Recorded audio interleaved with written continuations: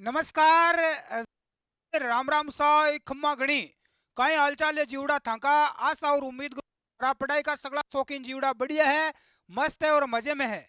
साथियों, आप सभी को पता है कि नगर पालिका सफाई कर्मचारी जो अपनी भर्ती है, इस भर्ती में बहुत सारे परिवर्तन हुए हैं। अब सबसे बड़ा आज डाउट यही है कि भाई कौन कौन सा अनुभव प्रमाण पत्र अब मान्य होगा या नहीं होगा।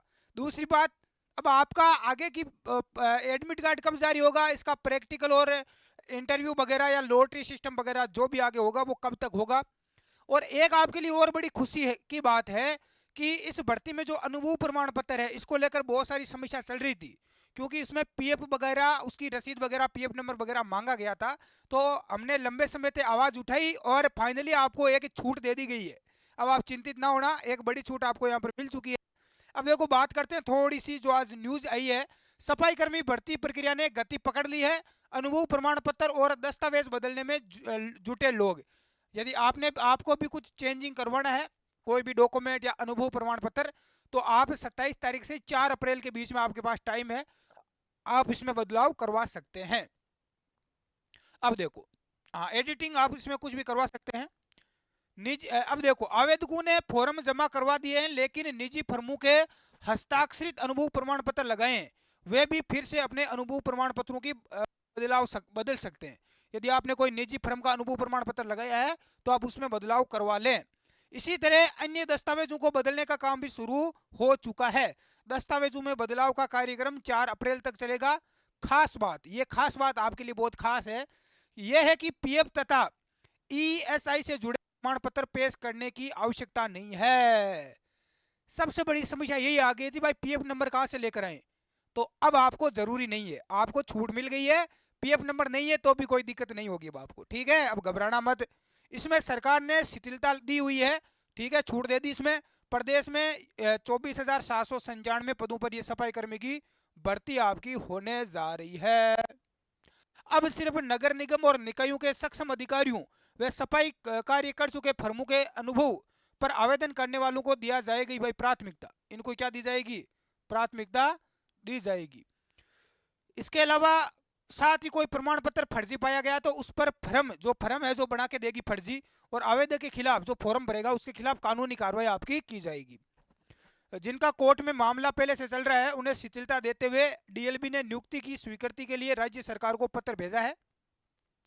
हालांकि पूर्व में भी प्रथम वरीयता नगर निगम और निकायों के सक्षम अधिकारियों द्वारा जारी अनुभव प्रमाण पत्र को दी गई थी। दूसरी वरीयता नगर निगम के सफाई ठेकेदारों, देखो पहले तो जो अधिकारी है सक्षम, जो सरकारी नगरीय निकाय के, उनका अनुभव प्रमाण पत्र को प्राथमिकता दी गई है। दूसरा, जो इन्होंने नगरीय निगम में ठेका ले रखा है, जो ठेकेदार है नगर पालिकाओं में नगरीय निगम, तो उनको भी यहाँ पर दूसरी प्राथमिकता दी गई है, दूसरे नंबर पर रखा गया है। ठेकेदारों द्वारा दिए गए अनुभव प्रमाण पत्रों को दी गई है। और तीसरी और तृतीय वरीयता प्राइवेट और निजी फर्मों के अनुभव प्रमाण पत्रों को दी गई थी, वो पहले वाला सिस्टम है। अब देखो बहुत सारे विद्यार्थियों को यहाँ पर सबसे बड़ी जो स्टूडेंट है, मेरे युवा साथी, उनको आ रही है कि गुरुजी क्या करें, हमने कहीं प्राइवेट फर्म में काम किया है, ठीक है, और अब हमारा क्या होगा, अब हमारा अनुभव प्रमाण पत्र चलेगा या नहीं चलेगा। तो ये आपके सबसे बड़ी दिक्कत है। तो सबसे पहले बता दूं कि आप युवा साथी परेशान ना हो, आपने रियल में कहीं पर काम किया तो आप वहाँ का अनुभव प्रमाण पत्र है तो वही आप लगा दो, दिक्कत नहीं है। जो आपकी पीएफ नंबर, इसमें आपका पीएफ नंबर वगैरह मांगा गया था, तो ये इसकी दिक्कत आ रही थी, तो इसको हमने हटवा दिया है, आप चिंता ना करें आगे। अब आपके पीएफ नंबर वगैरह ये भी जरूरी इसमें नहीं है, पीएफ नंबर नहीं है तो भी चलेगा। अब यहाँ पर सबसे बड़ी बात ये आ रही है कि जिन लोगों ने प्राइवेट फर्मों में लंबे समय से काम किया है उनको प्राथमिकता नहीं दी जाएगी, बाद में लिया जाएगा या नहीं भी लिया जाएगा। तो यदि आपको मान लो कोई प्राइवेट जो सरकारी जो ठेकेदार है, नगरीय निकाय के जो सक्षम अधिकारी सरकारी अधिकारी है, उनका यदि मान लो कम लोग मिलते हैं तो फिर आपको ले लिया जाएगा, कोई दिक्कत नहीं है। लेकिन आपका वो अनुभव फर्जी नहीं होना चाहिए, रियल होना चाहिए, तो भी कोई नहीं है। और हम सरकार से भी निवेदन करेंगे कि भाई आपको सबको लिया जाए ताकि सबको मौका मिल सके। तो आप ज़्यादा से ज़्यादा वीडियो को शेयर कर दें एक बार। अब सबसे बड़ी बात यह है कि आगे भर्ती का एडमिट कार्ड कब तक आएगा, है ना, किस किस को बुलाया जाएगा, एडमिट कार्ड आएगा, किस किस का फॉर्म रद्द होगा। देखो एडमिट कार्ड की मैं बात करूं, आप सभी को पता है 19 अप्रैल को और 21 अप्रैल को आपके यानी कि चुनाव चलेंगे भाई लोकसभा की, आप सभी को पता है। अभी बहुत सारे लोग, अभी आपका 4 अप्रैल तक तो वैसे भी इसमें संशोधन वगैरह किया जाएगा। तो कुछ साथी सोच रहे हैं कि 4 अप्रैल के बाद 10 अप्रैल तक पहले एडमिट कार्ड आना था, लेकिन अब 19 अप्रैल तक चुनाव है, तो सारा सिस्टम इन चुनावों के पीछे ही लगा हुआ है, आपको पता है। तो 10 दिन तो आपको और आगे वेट करना पड़ेगा, इंतजार करना पड़ेगा। यानी कि 25 अप्रैल से आपकी भर्ती प्रक्रिया है ये शुरू हो जाएगी। आप चिंता ना करें, निश्चित रहे, बिल्कुल भी विद्यार्थी को चिंता नहीं करनी है। कुछ साथी सोच रहे हैं, परेशान हो रहे हैं, तो आप बिल्कुल भी चिंता ना करें। 25 अप्रैल से आपकी भर्ती प्रक्रिया शुरू हो जाएगी। बाद में आगे का जो चरण है उसका चुनाव चलेंगे, कोई दिक्कत नहीं है, जो चलते रहेंगे।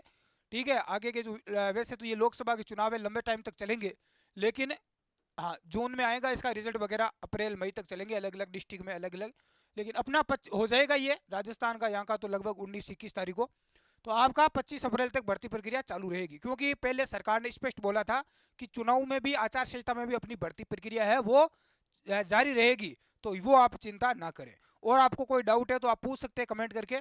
अपना टेलीग्राम ग्रुप और व्हाट्सएप ग्रुप है स्टडी एग्जाम एकेडमी, उसमें आप जुड़ जाना, लिंक आपको नीचे डिस्क्रिप्शन में मिल जाएगा। जिन साथियों को प्रैक्टिकल और इंटरव्यू की तैयारी करना है वो study exam academy app download कर ले, उसमें आपको नगर पालिका की ई बुक भी मिल जाएगी, वो आप एक बार पढ़ के चले जाना।